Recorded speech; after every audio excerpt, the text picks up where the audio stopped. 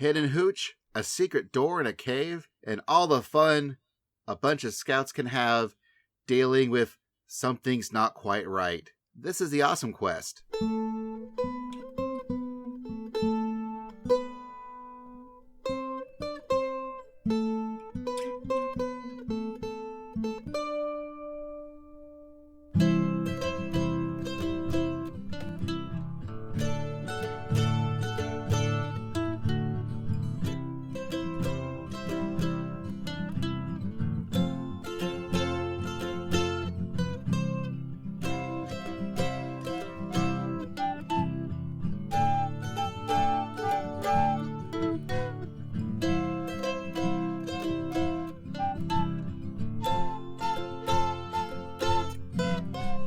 So when we last left off, you all had, again, found a bottle of alcohol in a tree. You had found a cave that leads up to the door that looks like a cellar. It looks like you're in a cellar of a house. And you made your way back to camp, never telling the adults where you went. Several of you experienced strange dreams after that point. So we'll get back to it. You wake up the next morning, and I'll remind you that we're in Act 1 of the game. So the last scene that you can trigger is an NPC delivers a dire warning.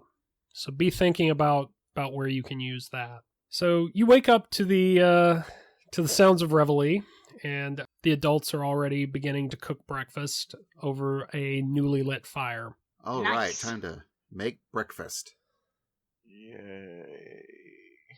I'll go in, put in my order for breakfast, and see what else I can find around the place to do.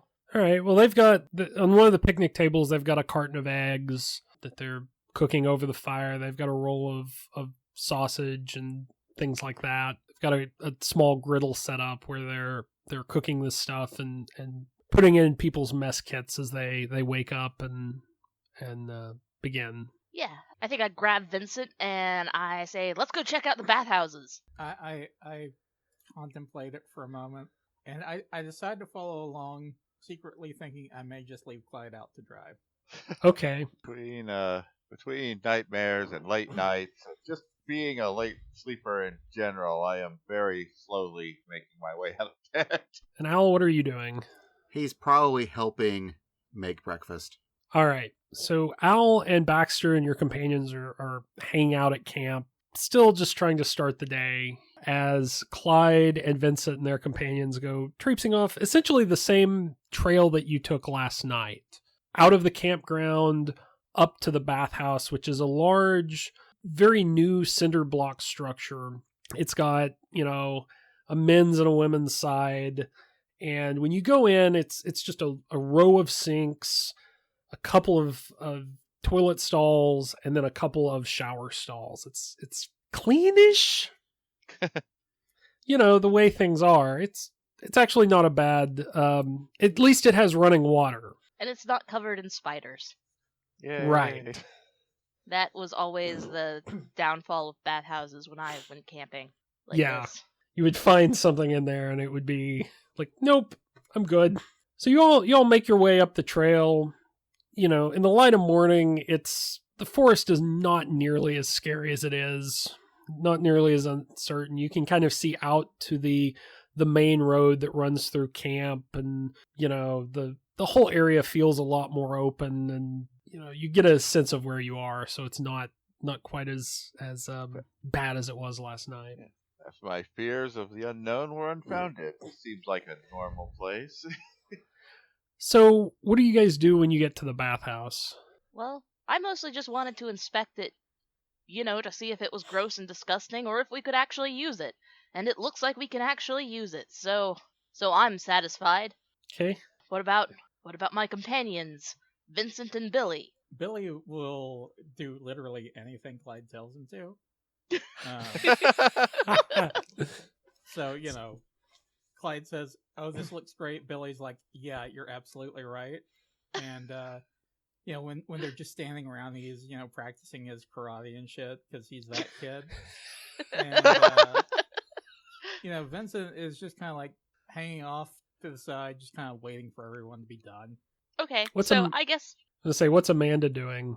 Oh, she's actually scoping things out. She's actually more like right outside the bathhouses, actually really getting a good lay of the land.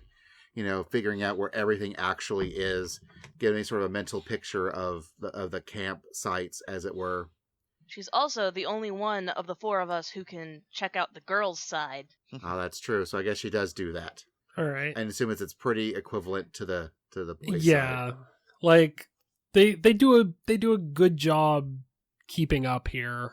So Well, that's good. And that it's secretly the same thing, just just repeated. Right. They didn't put too much thought into the design of this place. Probably just Yeah. mirror imaged. So go, yep, everything looks good over here too. So we'll get some grub and then maybe shower up and stuff before our big adventure. Yeah, sounds good to me. Okay, let's head back. all right. So you guys head back down the trail. Al This was- Baxter. This was literally just to avoid having to cook. Okay. So Al Baxter or your companions, do any of you discuss the dreams you had last night, or you just try to ignore it? Mornings are evil. Nope, mentally compartmentalizing it and just assuming it was from last night, and I don't want to think about it too hard. By the time I got from bed to brushing my teeth, I decided I probably was just dreaming of scary ladies because of my good friend Abigail. Abigail just smiles at both the boys. All right. So you all kind of finish your breakfast, and pretty much goes uneventfully. You're pretty much free to do whatever for a while. There's not really any activities planned for this early in the morning, so it's kind of up to you. Okay, cool. I say we go back and check out that scary door. I am going to use my plot point to trigger one of the scoutmasters to give us a cryptic warning. Probably about not wandering off on our own. So all right. So as they're cooking breakfast, and while the other kids were up at the bathhouse, Al and Baxter and Bo and Abigail, were sitting around the fire. One of the scoutmasters kind of looks at you, and as much as you've tried to compartmentalize it, he knows something's up. Something feels weird to him. He obviously can't put his finger on it. He goes, "So where'd you say you guys went last night?" There's all sorts of weird little trails, that snake around here. We sort of went into the woods, not too deep, but just deep enough to be like, oh yeah, these are sure some woods. And we came on back.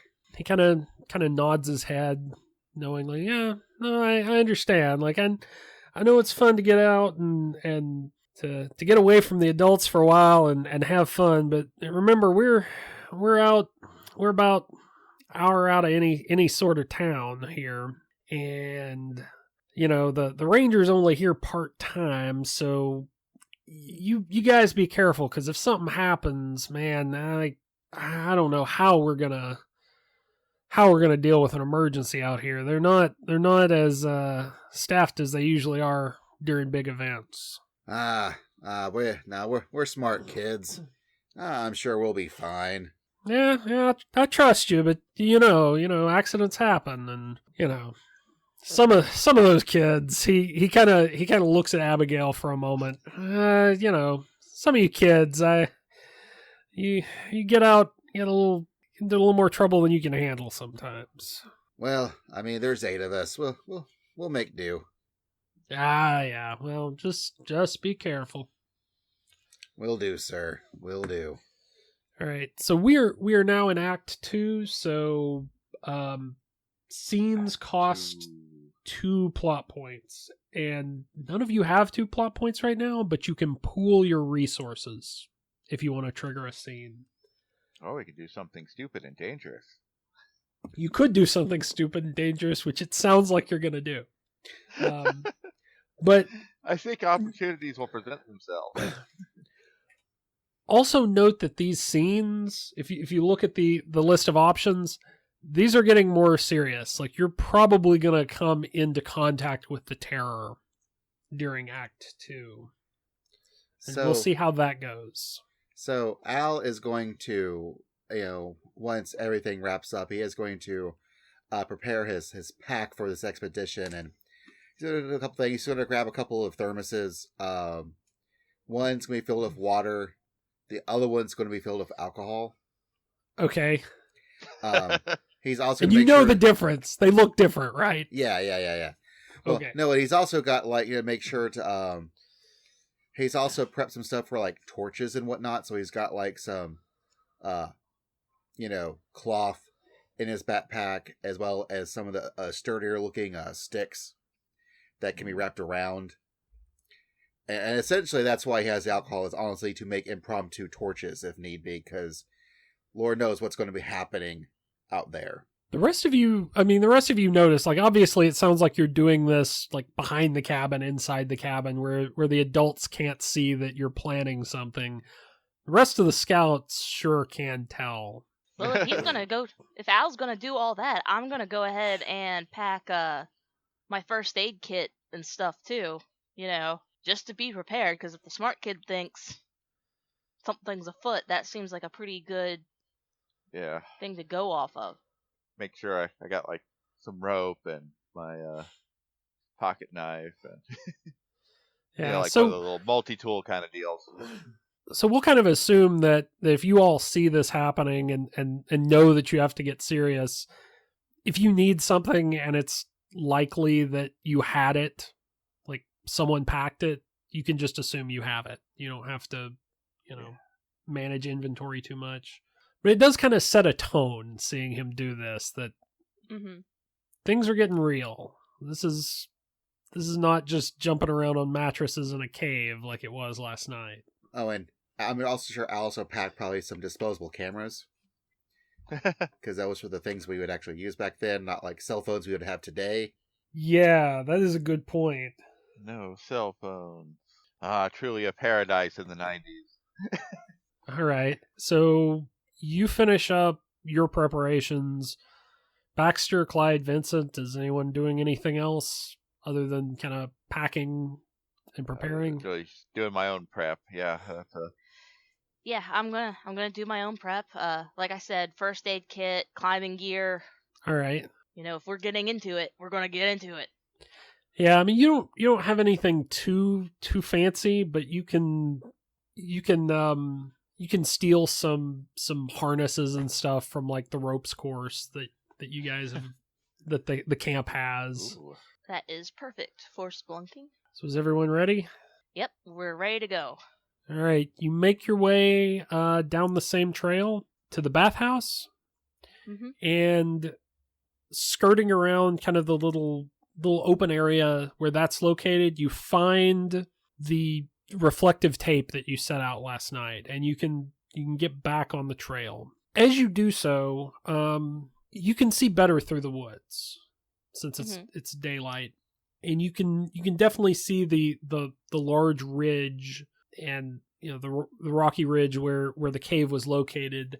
And as you kind of come around a stand of trees, as the trail kind of circles around and back towards the entrance of the cave, you do notice that there is some sort of man-made structure on the other side of the ridge. Sort of, you would notice in the same direction as the door that you found last night.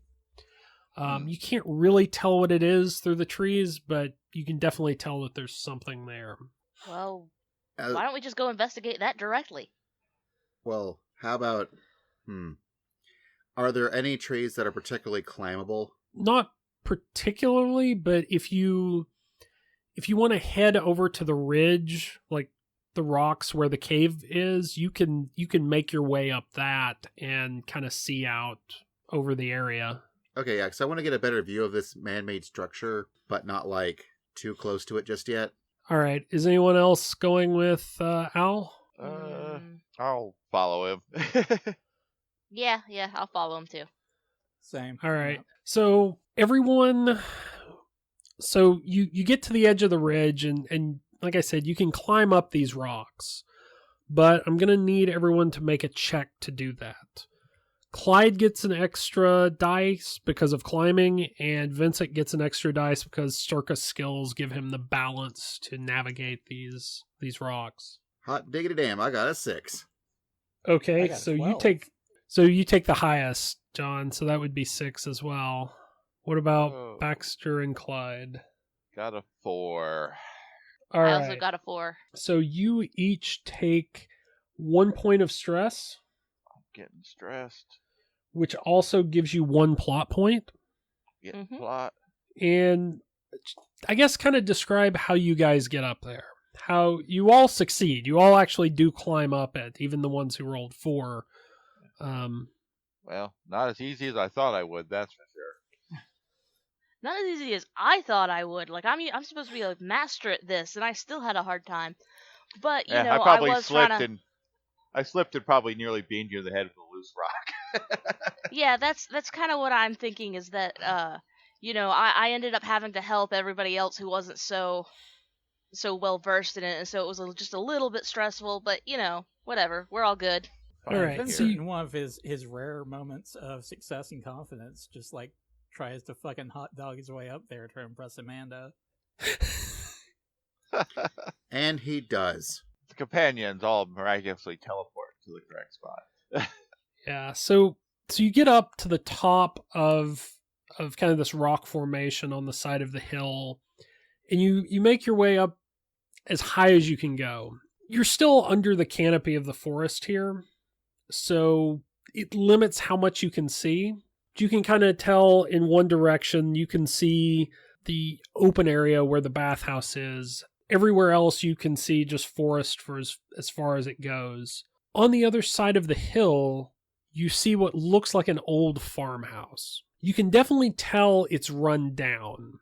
Like there's one section of the porch that has just collapsed on itself. You kind of get the idea that maybe this isn't safe, but it's still standing. There's still quite a bit of it standing, and you can see in some of the windows that you know, everything still looks intact. There seems to be an old gravel road running from it further out. You can't really tell which direction it goes, but it looks like the gravel road is heading towards the road you came in on, but it's very grown up.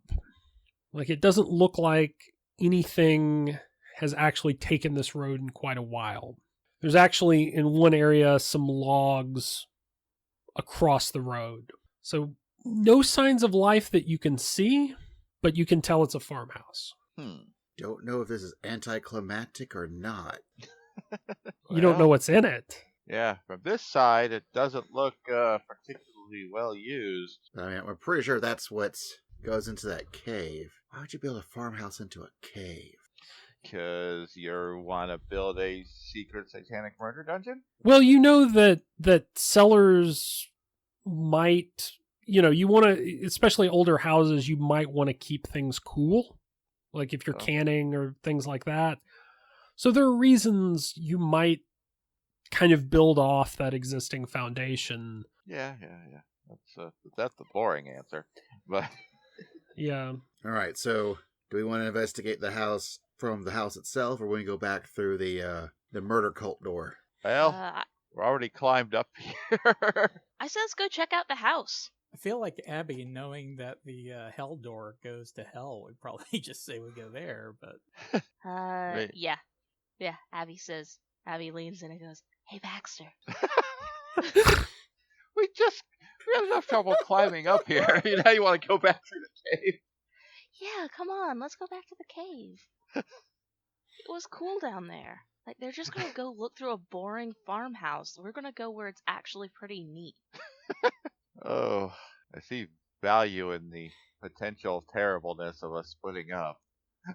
Sounds like you're discussing things amongst yourselves, so it's probably going to be up to who decides to kind of slide off the rocks and start moving. Yeah. Yeah, so Clyde will go ahead and do that. Clyde is already on his way to go to the front of the farmhouse. All right. Yeah, I think we should stick together for now. Al will wait for everyone else to start following Clyde, and he'll bring up the rear. All right. Plenty of So, opportunities to get separated inside the farmhouse. so you guys kind of make your way through the woods. There's not a very clear path to the house itself from here because again, this doesn't look like it's been traveled in a while. So you have to do a little work getting through some underbrush. You eventually do arrive at the front of the farmhouse. The road ends in like a small area that might be used for parking, and you can see that while one half of the porch has collapsed on itself, there's still a area standing that seems pretty safe to walk under up to the front door. And Okay. all right. And as best you can tell, the door still looks intact. The windows have curtains on them, so you can't see much. It's a little bit dark in there, given that, there's no lights of any kind on and you're in the middle of the woods, but you don't see anything out of place from here. I'll go right up to the front door, completely not afraid of anything for some reason, and knock on the front door. All right, so you knock, and you stand there for a second, and nothing really happens. That is what I expected. Does look pretty deserted. I'll see if the door is unlocked by just cracking the handle a bit. It is. So you didn't open the door last night, so you don't really have a point of comparison. You have to push a little bit. It's stuck where the wood has warped over the years because it doesn't look like this thing has been opened in a decade. But you manage to kind of wedge the door out of the doorway, and it just opens up into a living room. Again, this looks rather dated. You're, at your age, you can't really tell what year it's from. Yeah. But it definitely looks dated. It's old in here. It's from before our parents' times. Yes. Before Okay. Before stepping across the threshold, I call out into the house. I go, "Hey, is anybody in here?" There's a bit of an echo, but nothing. It's silent. Nothing's moving. Nothing's making noise. Okay. Well, just letting you know, we're coming in to check the place out, so if any ghosts are here, just be cool. And I step inside. All right. You step inside, and you're in the living room. What's everyone else doing? Oh, sorry. I wait for everyone else to file in, and then, once again, Al will be the last one to enter. All right. Yeah, let's check this place out since we're already here. Let's see. Yeah, I go through and I start looking around, looking at all the little odds and ends, the baubles on the table. It kind of reminds me of my grandma's house, which only informs me that it's old. Yes. And everything's in decent shape. It's not as if it was destroyed. It's not as if it was it just looks like they moved. A little dusty, a little weathered, but pretty much as you'd expect to find it, if you stepped in while someone was living here. So is this more than one floor? Vertically, I mean? Or... You could tell that there was a small attic on top of this, but you don't obviously see any stairs up there from the living room. Yeah. Hey, Baxter. Yes. You should steal that thing. What thing am I stealing? That. That. Yeah, it's so pretty. Wouldn't it be cool, to take it back as a souvenir? I bet your mom would like it. Oh, some sort of bauble or knick-knack. I'm going to investigate if there's any records or old mail or anything to indicate who used to own this house. You don't find anything, at least in the kind of the front, the living room and some of the rooms off to the side. There isn't anything obvious. It looks like It doesn't look completely deserted, but it definitely looks like someone moved, and there's not a lot of, like, there's not mail stacked up or something like that. Clyde starts looking into different rooms, like just seeing what's on this first floor. So, off to the side of the living room, there is a bedroom with 2 double beds in it, and like a small closet and a dresser. Looks kind of like the master bedroom. As you exit towards the back of the living room, there's a hallway. Okay, I will go down the hallway. All right. So you step into the hall and it turns left and right. At the end of the left side, there's a door out to another porch, and towards the right, there's a corner. It heads toward the right, and then you turn left again. How many rights and lefts is that? Oh, sorry. Like, if you turn right, it sort of dead ends into a left turn. Okay. And you can't really see what's on the other side of that corner.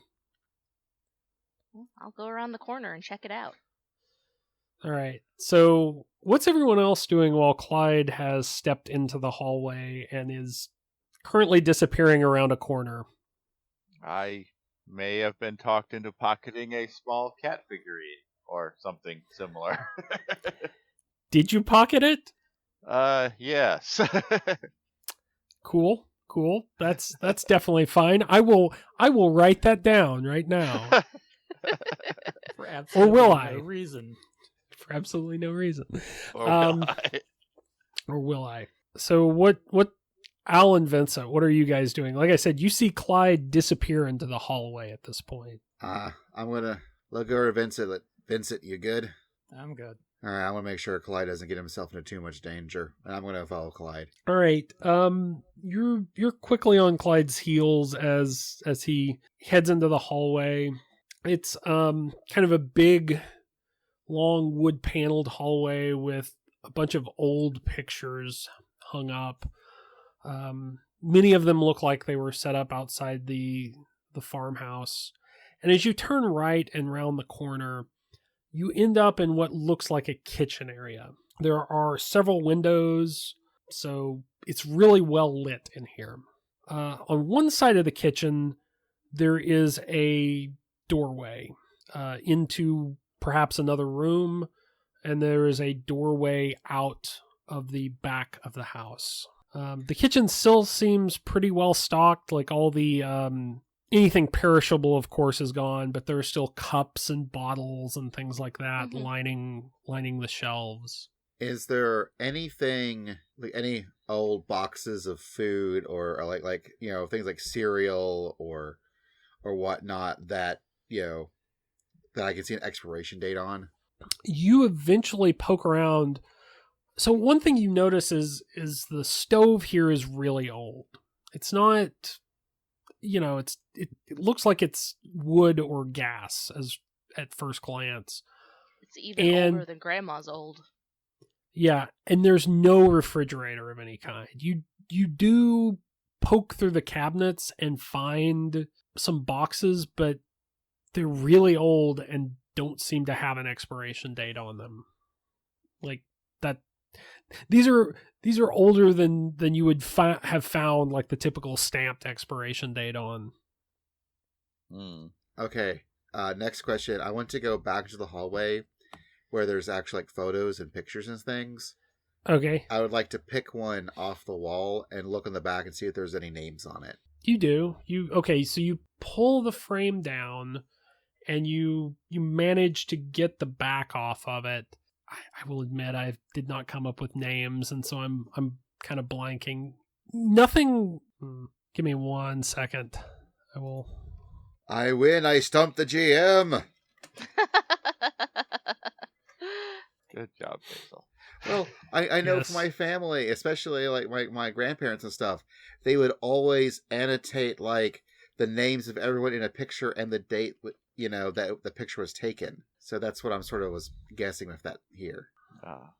Gertrude A. Abernathy. So you find a photo that says, it looks like it's taken outside this house, and it says James Bell and a year in like the 1930s, 1931. What can we tell about the family that lived here? Nothing particular. It just looks like an old country house, kind of the way, in some ways it makes you think of some of the houses that you passed coming in, that, these are out in the middle of nowhere, but clearly there's someone living here. They found a way to, to kind of make do. And it's older when, it's an older house. So here's another question. What is happening with our footsteps? Like, are we leaving footprints behind in the dust, or does it seem that there's already dust trails? Oh, okay. You kind of stop and take a look, and there's definitely layers of dust. And actually, as you look at the floor, you're in the kitchen as well.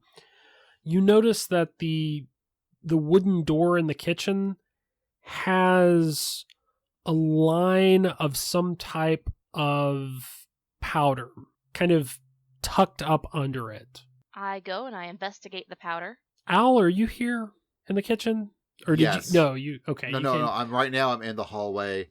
What I am doing is I'm actually looking at these pictures to see if I recognize a lady from the dream. You don't. There's not really. And what's weird is, as you try to remember the dream, she almost seems formless. It's hard to even put a face to her. Almost like she wasn't human entirely. But when you come in and see Clyde taking a look at this door and the floor, you notice the thin layer of powder looks very much like the powder that you encountered last night. Okay, that's weird. Is it salt? Does it look like salt? So you pick it up and kind of grind it between your fingers just to get a feel for the coarseness and the texture, and yep, it is salt. Okay, so either they had a slug problem or they were afraid of ghosts. Well, Billy's gonna try and snort it. Oh. Clyde, you see Billy pick up a handful, like, as you're doing, just because, like, you're looking at it, except he's sniffing it. No, Like I knocked it out of his hand. So, full disclosure, We don't imbibe dangerous materials that we don't know what they are. we did end up opening that door because I'm pretty sure Abigail convinced Baxter to. What? And it also had a bunch of salt around that door as well. I made him shut that door. Like, we weren't going to investigate too hard in that place. No, I said we were going to investigate it today. That's what we're doing. But you know how Abigail is. Well, as long as you guys didn't break the salt line, that's probably fine. Although, again, Abigail. What are you trying to tell me? No, I'm pretty sure they broke a salt line. You didn't. So It's intact-ish. Oh gosh, don't you guys know anything about like when you encounter like a salt line on the ground? no, does that involve dragons? No, it doesn't involve dragons. It involves like ghost creatures, like spirits can't cross over a salt line in the ground. So if you see a salt line, that means somebody's made like a barrier against bad spirits. So you just like leave that shit alone. See, all the good books I read have dragons in them and not ghosts. Like, I actually read this other book, like, just last night. I also had dolphins. It was pretty sweet. But, yeah, I'm pretty sure they broke a salt line. And we should also go back and make sure they haven't gotten themselves into trouble. Okay, you do that. I'm gonna look for some salt so that we can fix that line if we have to. And I start looking around the kitchen for some salt. All right, Man, you I do need to have manage. somehow gotten into trouble. Are there any other rooms or directions to wander off in from the main room? So you can follow the other side of the, like, you can turn left down the hallway, and it also rounds a corner to the right. And you could, if you wanted to, you could go back to the master bedroom and kind of poke around there if you really wanted to. Yeah, let's have poking around the master bedroom, because I realized I should have been doing something while everyone else was in the kitchen. Right. So you poke around the master bedroom. There's a closet. There's a fireplace, just like there is in the living room, kind of on the other side of it. There's a large bookcase, and there's a dresser. Is there anything on the bookcases, or? It's mostly a lot of books, and as best you can tell, it's pretty scattered. It's all kinds of novels and things like that. You can't really, nothing really jumps out at you. How about the dresser? I try opening it. All right. It much like the front door, the dresser is a little bit warped, and it takes a little bit to kind of pull the drawer out. But it's clothes, it's jewelry, things like that. Kind of what you'd expect to see in your grandmother's house. Yeah. Abigail starts trying on clothes. All right. Of course she does. All right. And- She fling. Come on, Baxter, try them on with me. You do find this looks like both like a whole range of clothes. So she's got on like a dress, and she's holding out an old pair of overalls. Oh, is it? Put it on, Baxter. Like a... Abigail's secret win condition is to find like the cursed item, I think. Yeah, it is. Ah.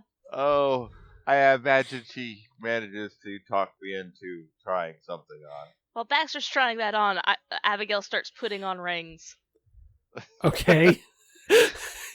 So, man, like Baxter, you've got whatever whatever pieces of clothing you want to wear. It sounds like Abigail is all decked out, like like someone from the early 20th century. Yes. Oh my! Better than a thrift store. If out of character, I wasn't terribly worried about any random item dooming us all. I'd probably say it probably looks pretty nice. So I think that accounts for. So Al and Clyde have been in the kitchen. Baxter's been in the master bedroom. Vincent, where are you? I don't even know. Probably just kind of like standing out in the hallways, watching what everyone else is doing. Okay. Thinking maybe I should go in there and try some women's clothes on and just see what happens, but ultimately not doing it. All right. So, and sorry, what were Clyde and Al doing? I think you were looking for some salt. Yeah, Clyde's looking for salt. And then Al went back to see what everyone else was doing.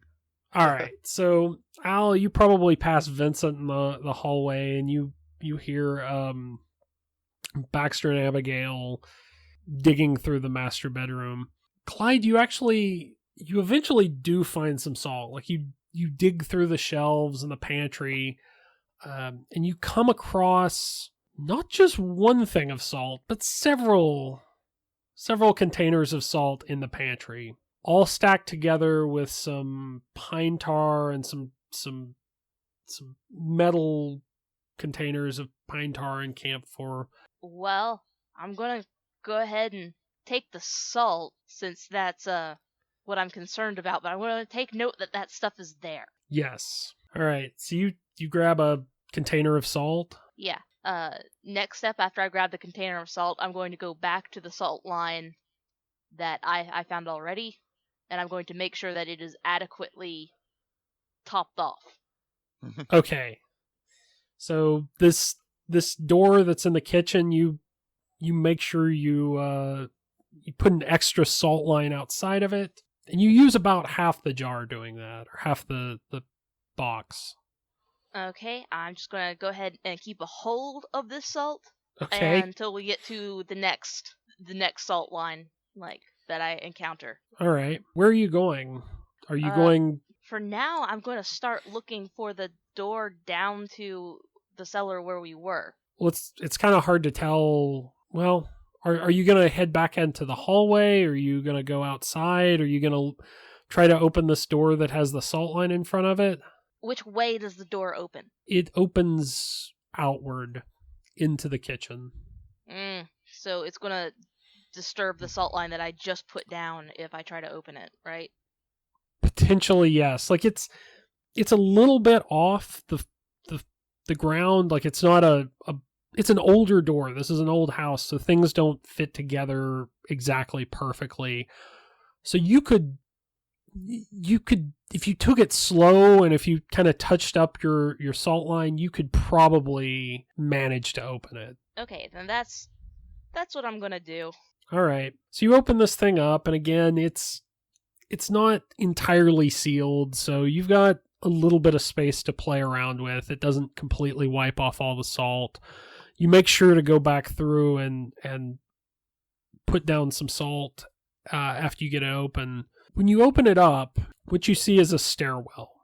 An old, rickety set of wooden stairs going down into the darkness. You can kind of see that from where the light hits, you can see it's very rocky down there. There's some kind of rocky walls. Yeah. Well, then I will use the best of my climbing knowledge and ability to go down these stairs All right. with, salt in my hand. Okay, so I'll pause there for a second. Al and Vincent, you were in the hallway just a little while ago. You hear from the kitchen, you hear this loud creaking sound and some shuffling, some shaking and some shuffling where Clyde has opened this door. All right, but before then, Al's going to turn to Vincent and go. And he'll glance at the to the bedroom and sigh, shake his head like, "They ain't got the sense God gave geese."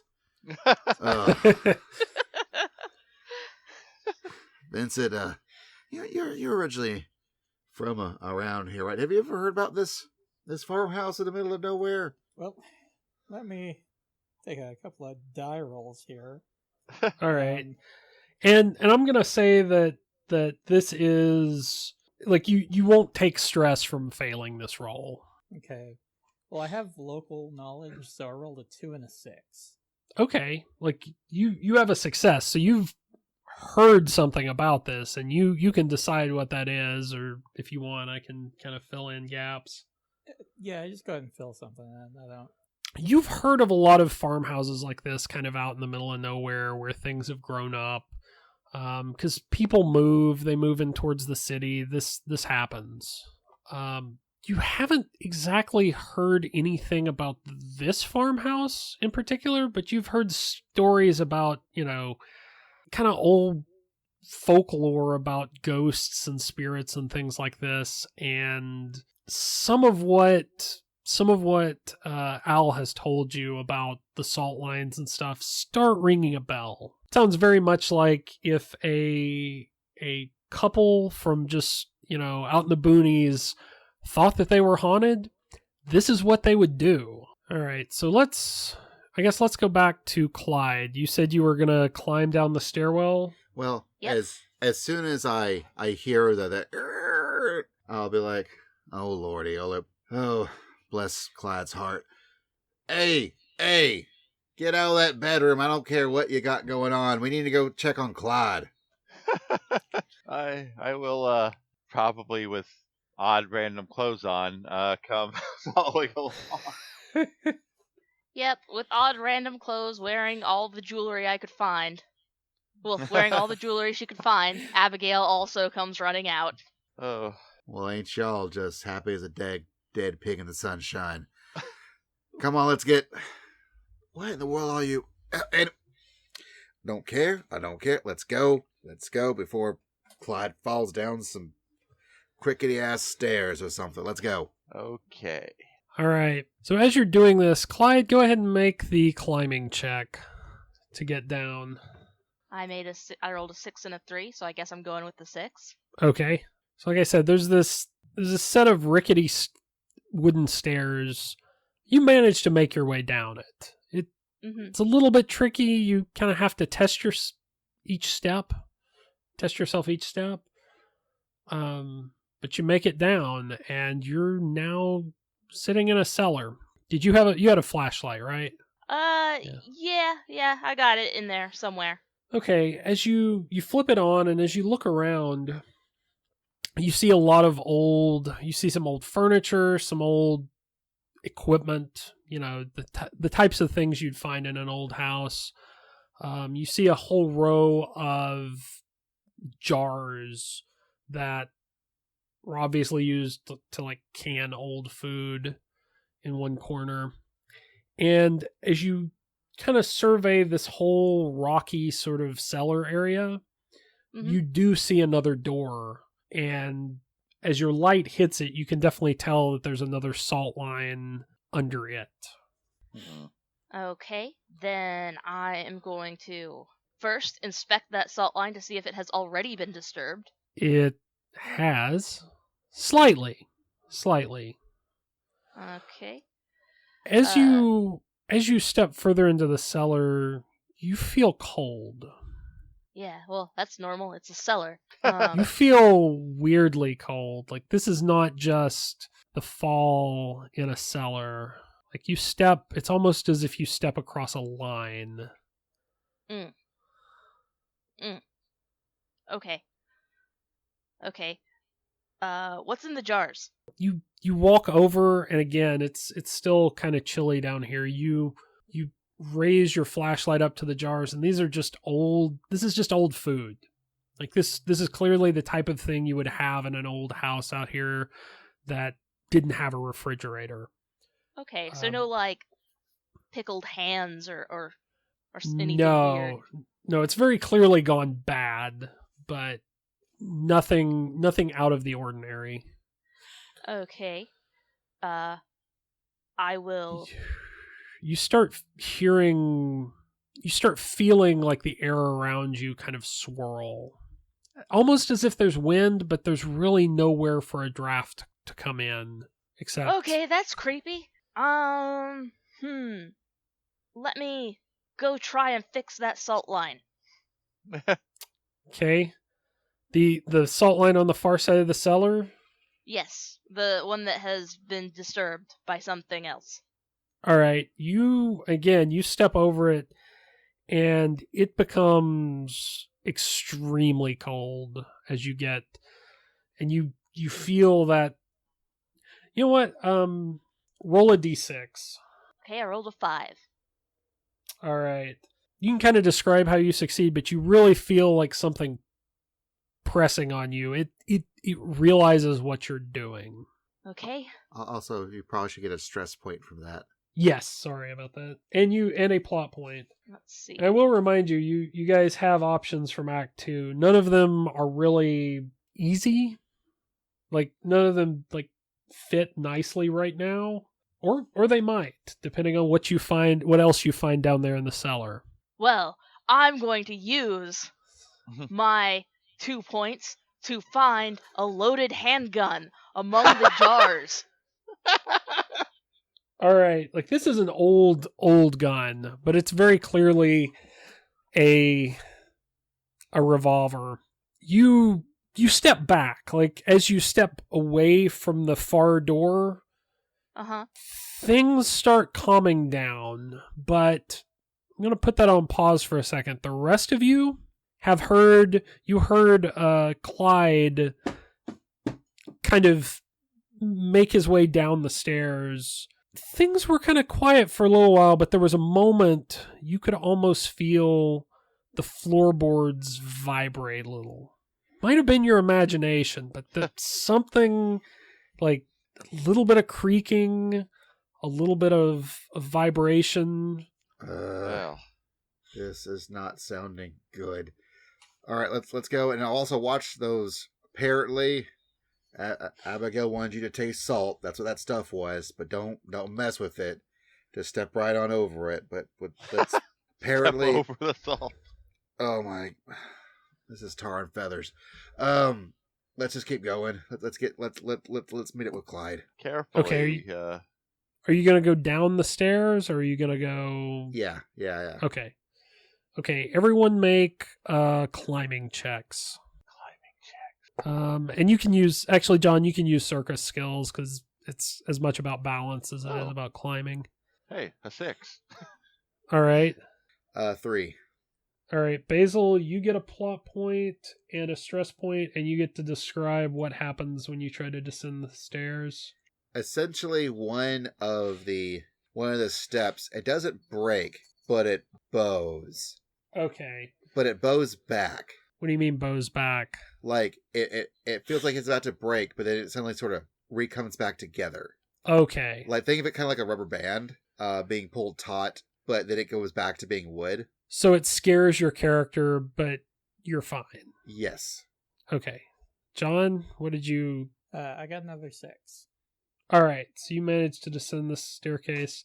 Al is a little shaken up, it seems like, breathing a little bit heavy as, with everything that just happened. You see, as you make your way down, you see Clyde standing there along the wall of, debris and jars and stuff, holding an old handgun. Whoa! Hey guys, check out what I just found. Oh, sweet heavens abed. What? Oh, my. What the? Hey Baxter. Baxter. Yeah. You should try to take that from him. Al immediately turns to Al and goes, no. I don't know what you're telling him, but no. No, Clyde, you don't even know if that's loaded. You should be careful with it. Yeah, I know how to be careful with a gun. Haven't you guys ever played with a gun before? Well, I mean, yes, we do riflery training on, some of the range. Hey, okay. I'm looking around. Yeah, actually. This is the cellar we saw last night, right? Yes. All right. Well, Clyde, fill you in. This is where we were last night. You've actually gotten way more in here than we have. Oh. Well, this isn't too bad. This is just a cellar, guys. Yeah, this is just It a looked cellar. way more You- murder dungeon-y last night, but I guess that was my imagination. You all feel like as you all kind of congregate again, you still feel it getting colder in here. You feel some sort of movement. Again, there's not really much of an area for a draft to come from here. You guys hear some?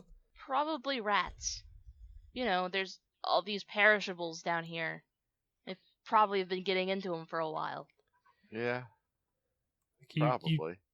you feel it kind of picking up, like the jars actually start rattling on the wall as this happens. Yeah, that's Whoa. not normal. Well, that's freaky. I swing my flash around and try to see if there's any source to this.